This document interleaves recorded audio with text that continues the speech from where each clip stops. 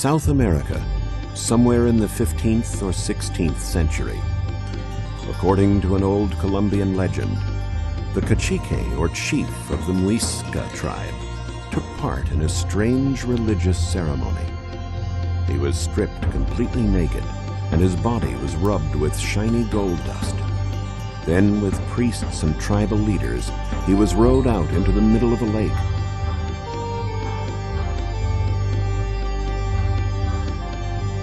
Along the way, he tossed jewels and gold objects from his boat, then got into the water to bathe.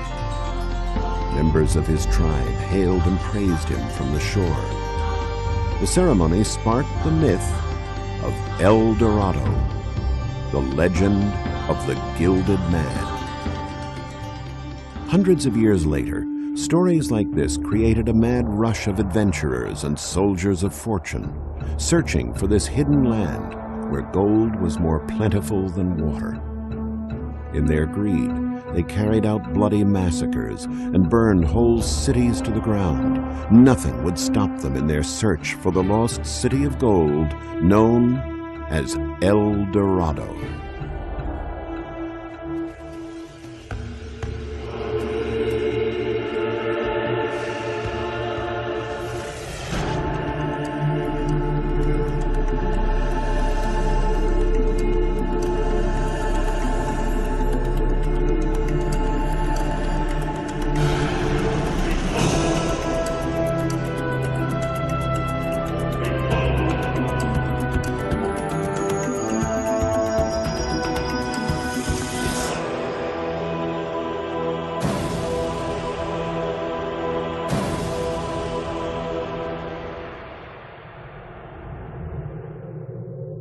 Gold, the ultimate symbol of money and riches. As far back as ancient Egypt, artists used the precious metal to create masterpieces for their pharaohs, like the famous burial mask of Tutankhamun. The ancient Romans also had a passion for gold. After every military conquest, their armies would bring home as much of the revered substance as they could carry. At the end of the reign of Emperor Augustus in 14 AD, the gold reserve of the Roman Empire had reached 14,000 tons. By the year 1500, this lust for gold took on a violent streak in many European nations. The Spanish sent full armies across the sea to Central and South America in search of gold and treasures. The Spanish warriors were called conquistadors, and they were ruthless in their warring tactics, most of the time taking no prisoners. Artists and writers were sometimes present on these journeys to record the tragic events. In just a few years, Spanish troops led by General Francisco Pizarro managed to wipe out entire ancient civilizations, like the Incas.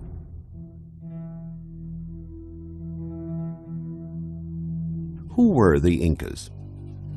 Their origins are lost in antiquity. But according to a modern theory, like all pre-Columbian populations, the Incas were descendants of migratory movements from Asia across the Bering Strait that occurred 40,000 years ago when a thick ice cap connected the two continents. After reaching the northern regions of the American continent nearly 24,000 years ago, people started moving southward. It was determined from ancient stone utensils discovered recently that the first settlers arrived in Peru 18,000 years ago. They built a powerful and advanced civilization on the highest reaches of the Andes. How they did this is still a mystery. The word Inca in the Quechua language means ruler or head. But originally it must have been the name of a tribe that lived around Lake Titicaca, an expanse of water between present-day Peru and Bolivia that was considered sacred. At an altitude of 12,500 feet, it is the highest navigable lake in the world.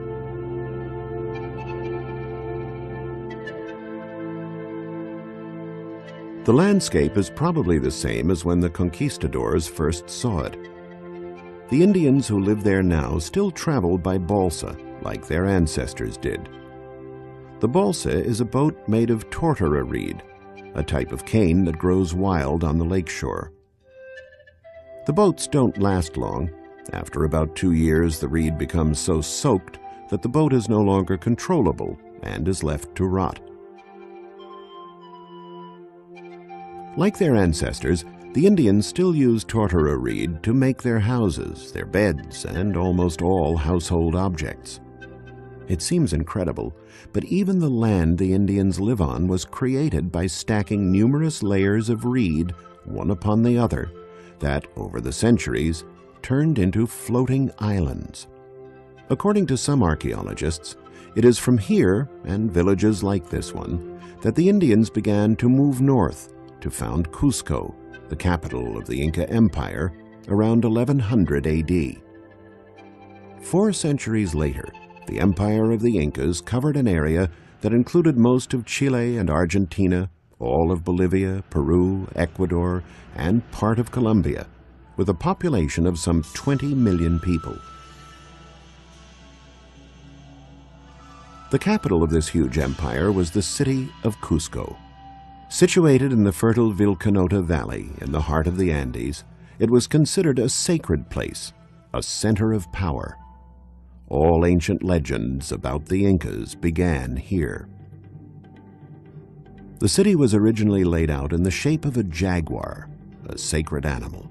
Its head was formed by a fortress called Sacsayhuaman, home to almost 5,000 warriors. In the king's empire, everything belonged to the state.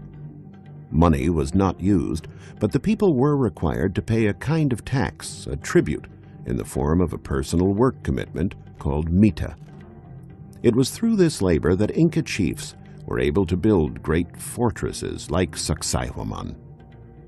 Despite many cave-ins, we can still get a feel for the incredible size and scope of the fortress. The megalithic blocks used to make it weigh almost 100 tons each. And the 3 tiers of overlaying walls that protect the fortress have a perimeter equal to 4 football fields. How could a civilization that didn't even know about the wheel or the cart create such engineering marvels? There was nothing in these hills before them. It was basically just farmland. What they did have was 20,000 men, 20,000 builders, recruited by the king's officials, who were basically content since harvests were distributed among all the population. It was a civilization that not only could make mighty fortresses, but also major hydraulic works like the famous Tambomaicay baths near Cusco. According to legend, the water here was considered sacred and was therefore reserved for the purification ceremonies of the king, who used to bathe in it before worshipping the sun god. By all accounts, the Incas lived a peaceful life here for hundreds of years. Then, in 1535, the Spanish soldiers arrived. Initially, they must have been spellbound by the beauty of the place, but in their lust for gold and treasures, they started plundering and massacring the native population. Cusco was stripped of its treasures. Temples were torn down, and the stones used to build their own Spanish settlement. You could say that Cusco is only partly a colonial city. The base of today's constructions, with their typical smoothed and interlocked square blocks, dates from the time of the Incas. The Spanish attempted to erect buildings from the foundations, but the structures soon collapsed due to repeated earthquakes. This did not happen to the Cyclopean walls the Incas erected, which were built taking into account the destructive forces of nature. The church and convent of Santo Domingo are representative of what happened here. They were erected on top of the ancient Temple of the Sun, the Corincancha, or Golden Enclosure, the most important temple at Cusco. Unfortunately, not much remains of its past splendor, except for a few retaining walls and some terracing.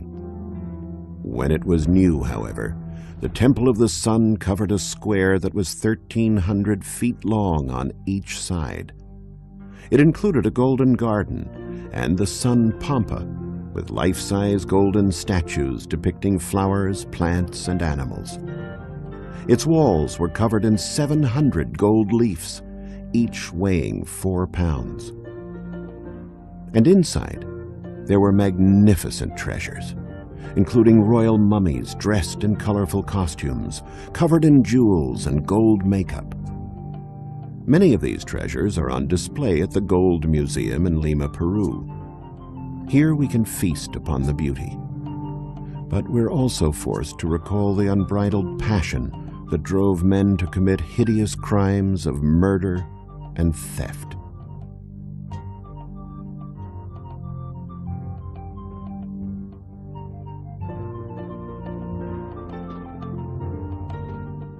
The museum contains many jewels of Inca civilization, like this ceremonial shirt made with 13,000 gold foils, and artifacts from other nations which were ruled by the Incan Empire.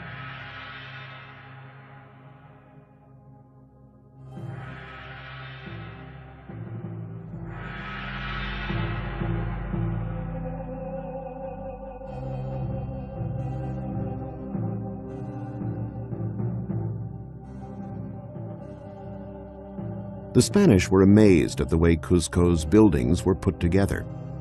Even today, you can get an idea of the Incas' building skills, thanks to the so-called stone with 12 corners. Many different stones are locked into other stones without using lime or cement. They were laid with such precision that not even the blade of a knife could pass between them.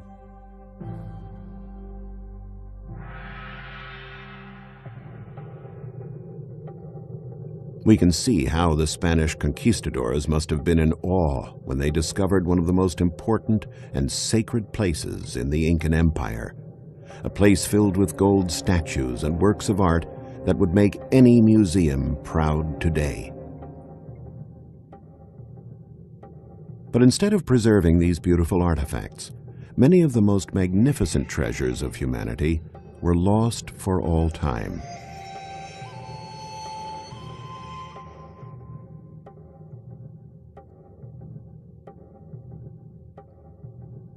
The Spaniards melted much of the work to make gold pesos to send back to Spain.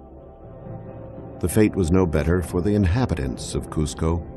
They were farmers and builders, and more or less defenseless, unprepared for a brutal enemy like the conquistadors.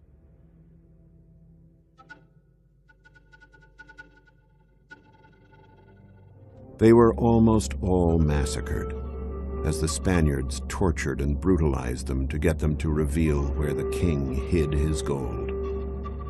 The Spanish were convinced that the Incas stashed away most of their treasures in cities hidden in the mountains. One of these cities remained unknown for centuries and was discovered only in 1911 by American historian Hiram Bingham. It was the lost city of Machu Picchu. Its discovery raised a number of questions. What role did Machu Picchu play at the time of the conquistadors? Why hadn't the Spanish found it? And was it really the last refuge of the Incas? So far, there is no definite answer to these questions. To some archaeologists, Machu Picchu was a defensive outpost that was built to prevent hostile nations from entering Cusco through the sacred valley. To others, it was a place of worship, the seat of the virgins of the sun god. A temple there is dedicated to him. The temple may also have been used as an astronomical observatory. It was as close to the sky as you could get.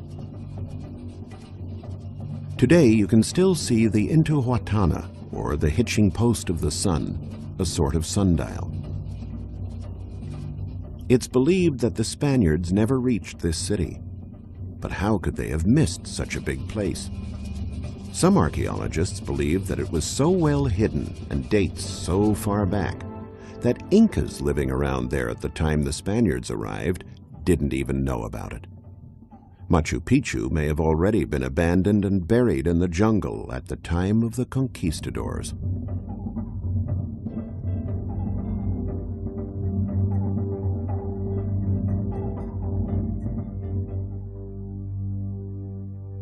One thing we do know, Machu Picchu, even with its veil of mystery, is not the legendary land of El Dorado. So where was El Dorado, the famous kingdom of gold? A city with walls covered in gold leaf and parks that had trees and flowers made of gold. The city of every man's dream, rich beyond imagination in precious jewels and stones. Is this where the Incans fled to with their gold when the conquistadors invaded? If so, they would have had to leave the country. The myth of El Dorado is not tied to Peru. To find its true origin, we must head north to Colombia, because it is there that the legend of the Gilded Man comes from. The legend is connected with the ceremony that took place on Lake Guatavita, 30 miles east of Bogota, the modern capital of Colombia. After the Spaniards heard the story of the king, covered in gold dust and jewels, and throwing gold into the deep water, it is easy to understand why they thought the bottom of the lake might be covered with years of discarded treasures. Scholars wondered for a long time about the origin of the myth and the ceremony. And in 1954, Colombian archaeologists gave an explanation that seemed plausible. Their research showed that thousands of years ago, in a period when man already lived in the Andean Cordilleras, or mountains, a great meteorite fell from the sky. The Indians would have heard a deafening blast and seen a streaking gold mass with a trail of gold light behind it. Those who witnessed this phenomenon probably thought some powerful god had arrived on Earth. Archaeologists believe the reason the cacique, or chief of the Muisca tribe, covered himself with gold dust and took ritual baths in the sacred waters was in honor of this event. But the origin of the ceremony was not the only mystery. Where would the Muisca have gotten that much gold to dispose of in the first place? It is known that only the tribes of the hot and humid tropical lowlands, called Tierra Caliente, had rich gold mines. There is no sign of the precious metal anywhere on the Bogota Plateau where the Muisca lived. So how could this pre-Columbian people possess so much gold that they could throw away heaps of it into a cold lake? The mystery was unraveled thanks to the discovery of mines located in the mountains west of Bogota. The mines date from the period of the Muisca and contain rock salt, the same salt we use for cooking. At the time, it was so scarce a mineral that it was worth more than gold to pre-Columbian peoples. The Muisca used to sell the cakes of salt all over Colombia, making a good profit. It was from this resourceful merchandising that the Muisca were able to buy the metal with the golden reflections. And their skillful craftsmen could then turn this wonderful substance into 1,000 marvelous shapes. We can now still admire these precious objects in an extraordinary collection at the Gold Museum in Bogota.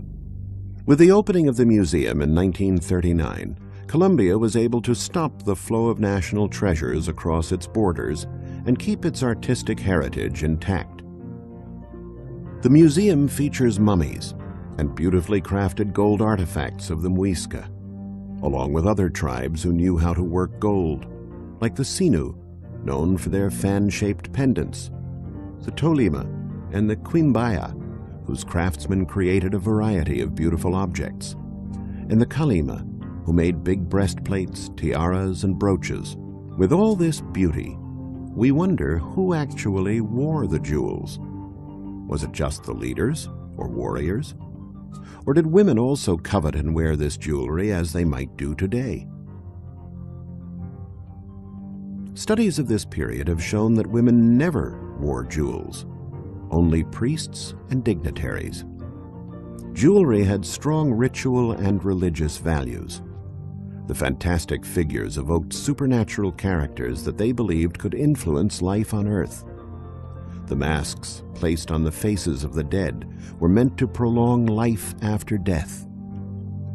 The small, highly stylized depictions of animals, especially birds, were offered as gifts to the gods to increase the fertility of the soil and to guarantee bountiful harvests. Some of these incredible jewels are shrouded in a little mystery. Scholars believe that they have a perfectly streamlined shape that only a modern engineer who designs airplanes could conceive. How could they have been made more than 1,000 years ago? Many golden objects used by a nobleman or a priest when he was alive accompany his mummy after death. They were placed inside hypogeum tombs, which meant that they were dug under the ground. The corpse was placed in the tomb along with jewels and everyday objects to make the soul's journey to the underworld more comfortable. Many jewels were offered as gifts to the gods. One of them is considered a masterpiece. It is a raft made of gold and emerald for the Cacique of Guatavita, which was accidentally discovered in 1969 by some farmers in a cave near Bogota. The man seated on the throne is El Dorado, the gilded man, waiting to emerge into the sacred water of the lake to obtain divine powers. Also in the scene are some men who are throwing gold offerings into the lake. Most likely they are priests and dignitaries who were escorting the king. So are there treasures then buried in the waters of Lake Guatavita? The answer, unfortunately, is no. Since the time of the Spaniards, thousands of men have dived under the water trying to find the gold. Some even tried to drain the lake, but there was never enough gold found to make it worth their while. The museum also houses jewels of the Tairona, another ancient people of Colombia who have also died out. They made magnificent objects like serpent-shaped breastplates and frogs, which were considered sacred and a protector. The Tairona were one of the last pre-Columbian civilizations. They lived isolated in the Sierra Madre, a mountain range at the northernmost part of Colombia, over 16,000 feet high. It is here that stories passed down by Spanish historians about the myth of El Dorado were intertwined with legends about mysterious cities lost in the jungle, with creeks brimming with gold nuggets. One of these cities was Chayarana, now an archaeological site known as Pueblito. It was here that the Tairona Indians paved miles and miles of paths with stones to make it easier to go from one village to another. Despite these early trails, it was still not easy for the conquistadors to reach the hidden jungle cities. The tangle of plants and trees of the rainforest kept them in darkness, and it was impossible to get a sense of direction. And of course, they always ran the risk of being bitten by spiders, serpents, and poisonous frogs. What they feared most, however, was hunger. When food ran out, they ate the leather from their saddles after they had sacrificed their mules. But their hunger for riches, of finding El Dorado, kept them going. Along one of the paths leading to Pueblito, there are huge boulders on which unique depictions have been etched. Modern archaeologists believe that this was a ritual area where sacrifices were made in honor of the sun god, the figure depicted on the boulder.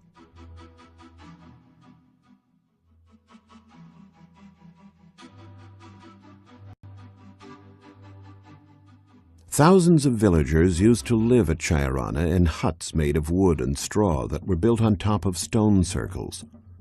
A system of canals allowed water to flow away from the huts and out of the village and prevented the risk of flooding. This is believed to be one of the creeks depicted in stories and paintings. The golden reflections are not caused by the presence of gold, however, but by mica, a mineral with similar reflecting characteristics. Ironically, the natives dubbed it Spanish gold. These are the heirs of the Tairona people who used to live in this city in ancient times. They belong to a tribe called the Kogi. The Kogi keep certain customs and traditions alive that were conceived by their ancestors. The Tairona had a fear of the Spanish, who arrived suddenly, leaving behind only death and destruction. To avoid being surprised, the Tairona laid smooth stones along the access paths to the village in such a way that they made a sound when men and mules passed. After more than 500 years, these stones still do what they were originally intended to do. Unfortunately, that signal was not enough to save the Tairona from the fate of all pre-Columbian peoples, for whom the myth of El Dorado only caused indescribable suffering. The search for El Dorado was devastating for the indigenous native populations trying to advance their cultures. It was more than unfortunate that they fell victim to men driven by a savage lust for wealth. Although El Dorado has never been found, the search goes on today. The gold objects and jewels that have survived these ancient civilizations still inspire modern-day Indiana Jones types to hack their way through the jungles of South America in search of this lost city of men's dreams. El Dorado, the legend, continues.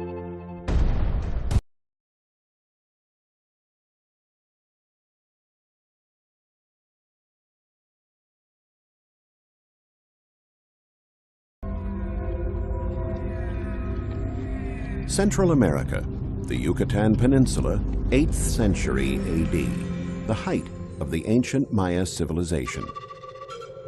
In the main temple of the city of Bonampak, a fresco is commissioned by the king priest Chan Muan.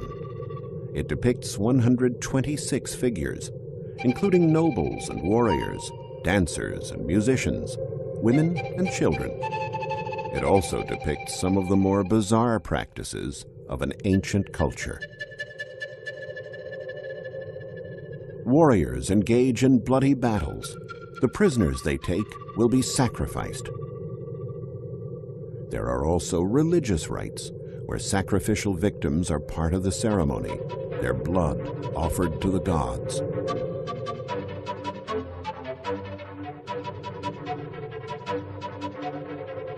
The Bonampak murals go beyond the purely artistic. How could a culture, considered so advanced for its time, engage in such barbaric rituals? And how many cities were there like this one, where these practices were commonplace? Come with us as we search for lost cities and examine the paradoxical world of the Maya.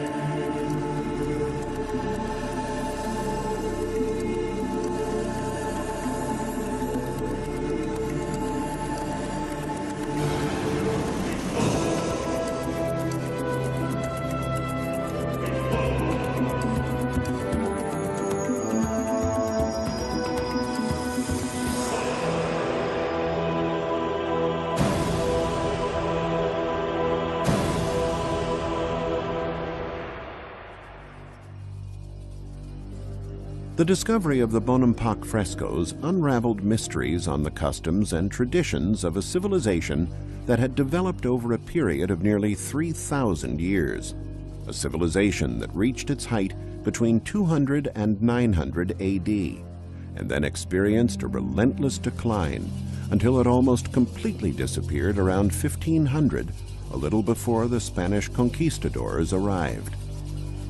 The cities were abandoned and slowly swallowed up by the jungle. Yet the people who once lived in them had not disappeared. They merely scattered throughout the region now known as the Yucatan Peninsula in present-day Mexico, where the ancient traditions of the Maya are still present. Archaeologist John Lloyd Stephens wrote these words in his diary on May 11, 1840, about his expedition to Mexico. In the history of the world, nothing impressed me more than the sight of this big and attractive city, now barren and lost. Stephens had set off many months earlier on the tracks of stories about cities hidden in the wild tropical jungle and a people who had mysteriously disappeared. His journey through uncharted terrain must have been difficult, with scorching temperatures and thick vegetation. And though on previous trips he had examined Egyptian pyramids, ancient monuments in Italy, and Greek temples in Athens, it was here in the jungles of Central America that he was overwhelmed by an intense feeling of astonishment. He walked out of the forest and suddenly realized that he had reached the ruins of an ancient Maya city, Palenque.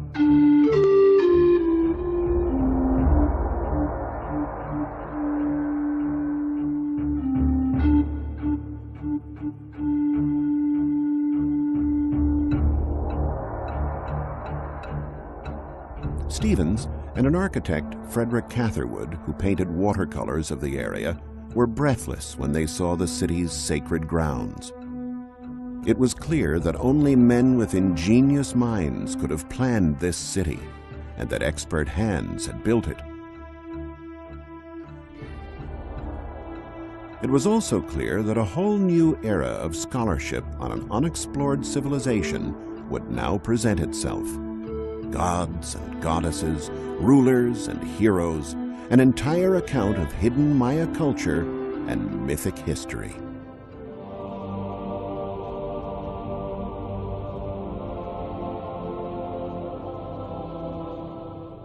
At the time of its splendor, Palenque covered an area of over 6 square miles with a population of tens of thousands. The most important structures date from the period between 630 and 700 AD, when Kin Pakal and his son Chan Balum ruled the kingdom.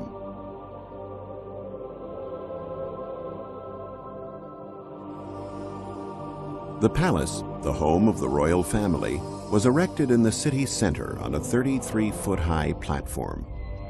The palace in reality was just a group of various buildings built one against the other, but in its own way, it was an architectural masterpiece, with cellars, chambers, and rooms with rather low ceilings arranged around a courtyard. The bas-reliefs that decorate the walls are still striking today, even though many of the colors, which Stevens and Catherwood marveled about, have almost completely faded. Some glyphs, the round-figured ideograms which Maya writing is composed of, were carved into the steps of the middle court, while along the walls, stone plates were decorated with images of prisoners who must have been high-ranking officials judging from their rich garments. From the western side of the palace is a full view of the majestic Temple of the Inscriptions. In 1952, archaeologist Alberto Ruiz made an incredible discovery inside this pyramid-like structure. On the upper platform, he discovered a deep passage, a kind of tunnel that penetrated into the pyramid. The tunnel had been blocked for centuries by tons of earth and stones, so the descent into the depths of the structure was difficult and dangerous. After months of digging, Alberto Ruiz descended the entire length of the tunnel. He reached an underground room where he discovered a great sarcophagus containing the tomb of King Kin Pakal, who lived at Palenque in 700 AD. It was one of the most important. For the inhabitants of Palenque, the most important buildings in the city were those making up a group now called the Cross Group. It is composed of 3 rectangular buildings surmounted by a crest-like structure. They are temples dedicated to Maya divinities and owe their name to a mistake made by the first discoverers who mistook the symbol of the ceiba, the cosmic tree of the Maya, for the Christian cross.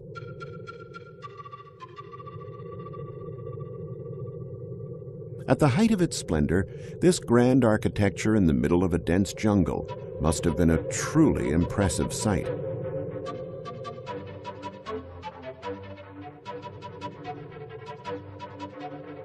All the buildings were painted red, to the Maya, the color of life. The main temple was decorated with stuccos portraying King Pakal together with the god Kappa, protector of the ruling class.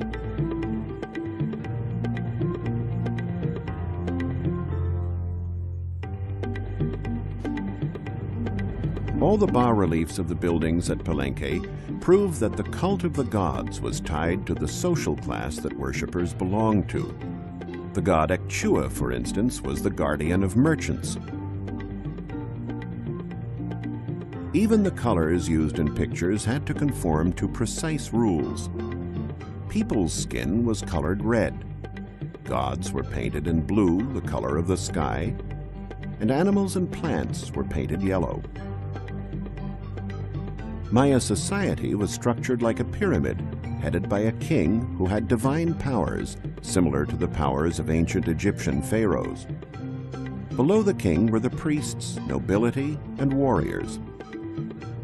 At the bottom of the pyramid was the rest of the population, mostly peasants and craftsmen.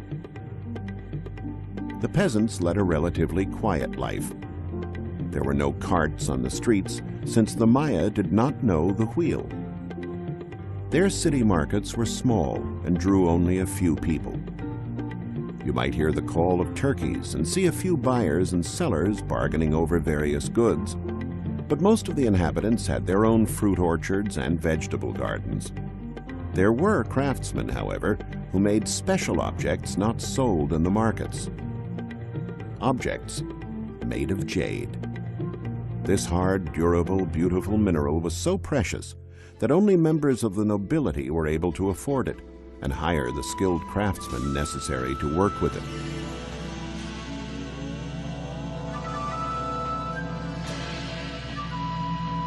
Jade objects would have been traded in one of the richest cities of the Yucatan, Chichen Itza.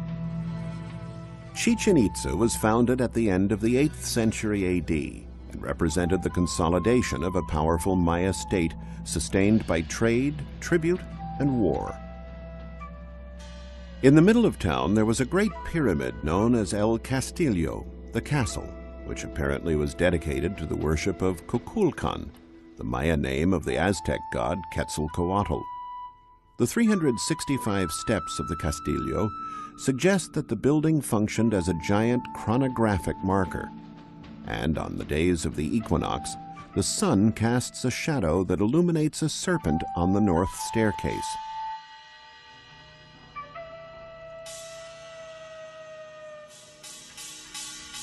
Not surprisingly, Kukulkan's symbol was a feathered serpent.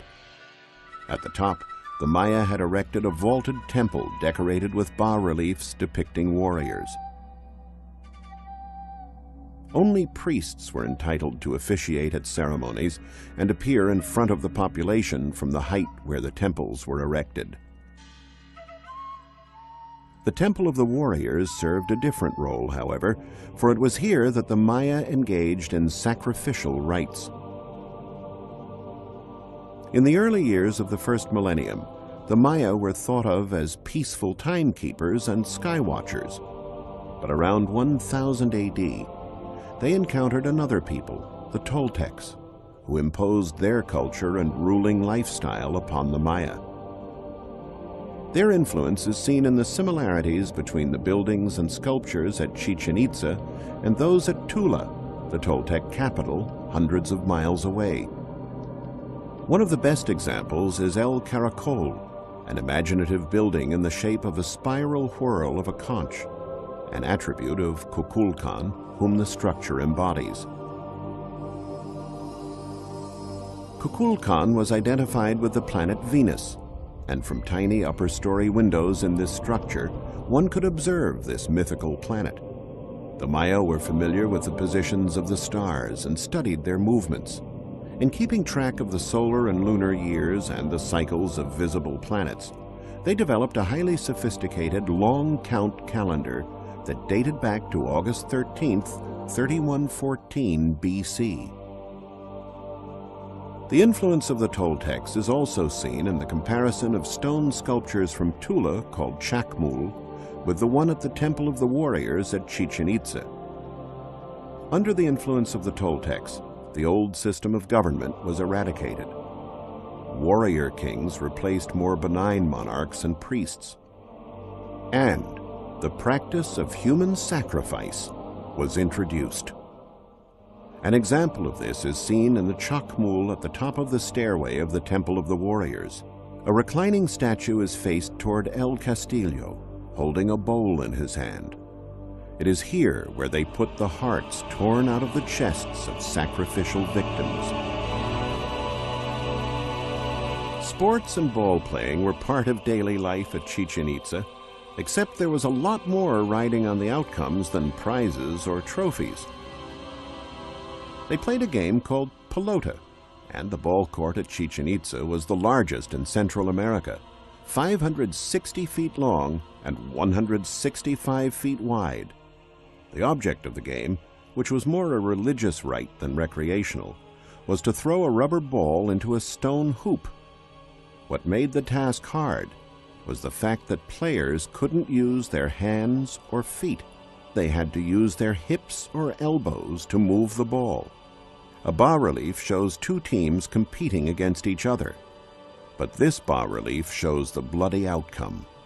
A player who was defeated is being decapitated. The fate of players from the losing side. A long platform bears depictions of skulls, presumably the skulls of the losers.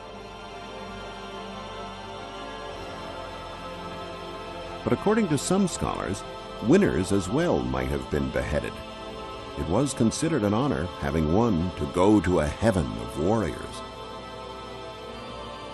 The practice of human sacrifice was described by Bishop Diego de Landa, a Spaniard who lived in the 16th century. He himself was guilty of committing a number of crimes while attempting to convert the inhabitants to Christianity. Among these, the so-called auto da fe, or public burning of Mani, in which all written documents from this classical period of the Maya were destroyed by fire.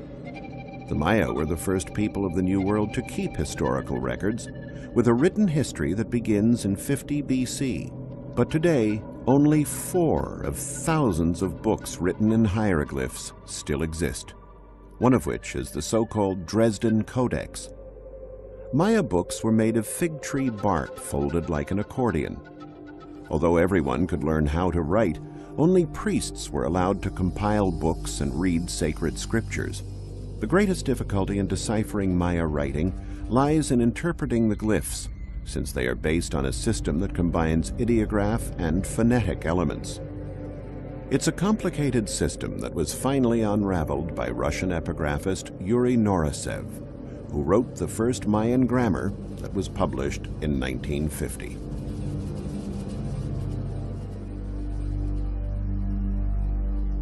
The territory inhabited by the Maya was vast, and since horses and donkeys had become extinct on the continent tens of thousands of years earlier, to make foot travel easier, the Maya built roads. Actually, an entire road system that linked key cities to places of pilgrimage. Uxmal was one of the most important places of worship of Maya civilization, and reached its peak between the 8th and 11th centuries AD. Uxmal was the administrative and religious capital of the Maya, who lived in the hilly zone of Puuc, a name also used for the region's peculiar architectural style. The finest example of Puuc style is the governor's palace, nearly 330 feet long, probably the seat of the authorities. The building has a cornice decorated with masks portraying the god Chak. It was originally entirely colored like all Maya buildings, and the elaborate renderings of gods and symbols attest to the wide range of Maya interests.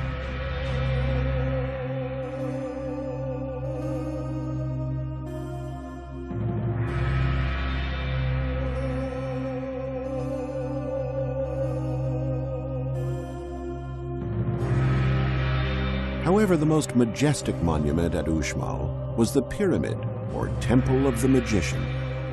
It was erected primarily to worship the gods of heaven, but it too served as an observatory to study the movements of celestial bodies. Like the governor's palace, the pyramid was decorated with representations of the mask of the god Chak. This sculpture, portraying the tattooed face of a priest coming out of a serpent's mouth, was discovered inside the pyramid.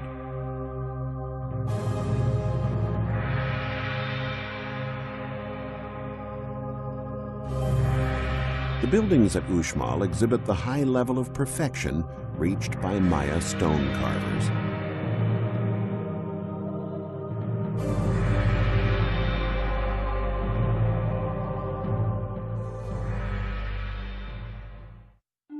Not all Maya settlements were situated in the middle of the jungle.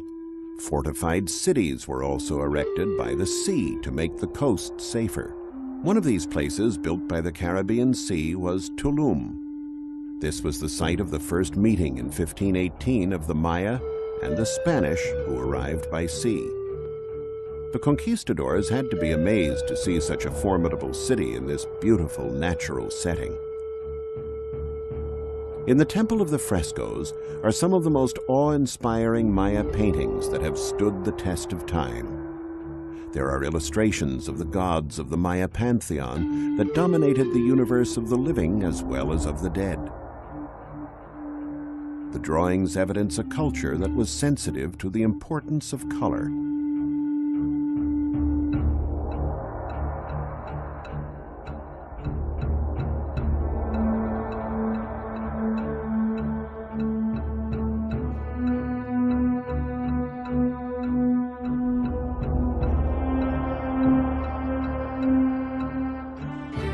When Captain Juan de Grijalva landed for the first time on the shore of Tulum, he thought it looked as big as Seville in his native Spain. He would have seen buildings painted in vermilion red, light blue, white, and bright green. Unfortunately, only a few traces of these colors remain today. The castle, or El Castillo, of Tulum is certainly the most important monument of this city. It was partly destroyed in the early 20th century and was restored based upon the illustration Catherwood made of it when he arrived in Tulum. No one was sure of the function of El Castillo until Michael Kramer, an archaeologist of the National Geographic Society, reached the conclusion that it was a lighthouse used for navigation. In fact, not very far from Tulum is the island of Cozumel, which in Mayan language means place of the swallows. In ancient times, there were many vessels that sailed back and forth between the island and the mainland. The sailors of these boats probably relied on the help of lighthouses like the one at Tulum to get their bearings.